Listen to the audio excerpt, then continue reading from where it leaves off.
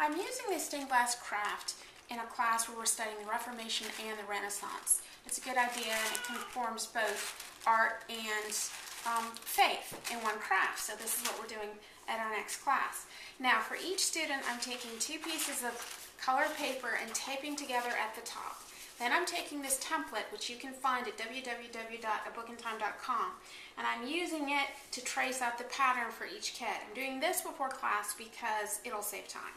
So basically I'm going to center this, and the template is a little thinner than the colored paper, so I center it completely, and I start at the top, and I draw this diagonal line and this one all the way down until it just goes off the paper. Then I leave the edges alone.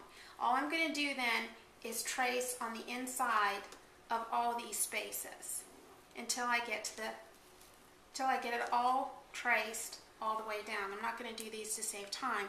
And then basically what I'm going to do is put big check marks on all these spots that the kids cut out, because I have 4th, 5th, and 6th graders, and sometimes they cut out the wrong things if I don't do that. So I finished tracing the template on all these spaces, and you probably can't see them when I take this off. That's why I used a red pen, but you can see these spots. Now when I get to class, what I'll have the kids do is make a hole in each of the spots they're supposed to cut out. And one of these you can't get to until you cut out this one, but that's okay, that's not a problem. And what this will do is allow their scissors to get in here, because they're going to cut this inside spot, and there's no other way to get there without cutting through the outside rim, and you don't want to do that.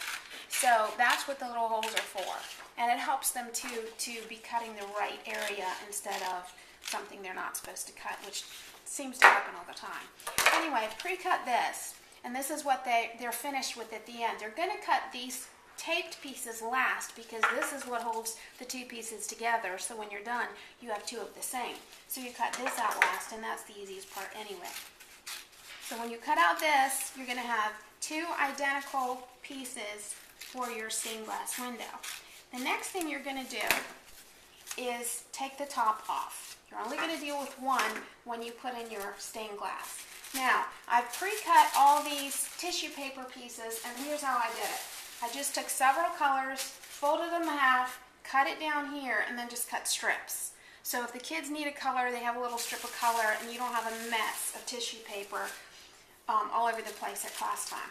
So what they're going to do is take just Elmer's glue and go around whatever section they choose for whatever color they want, one section at a time. Put the glue on that section and put the piece down. And then they just trim around that edge.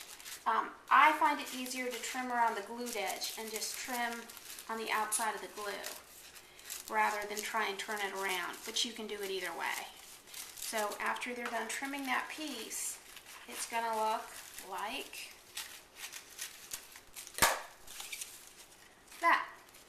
And they can trim it better as they want. And then you just go section by section.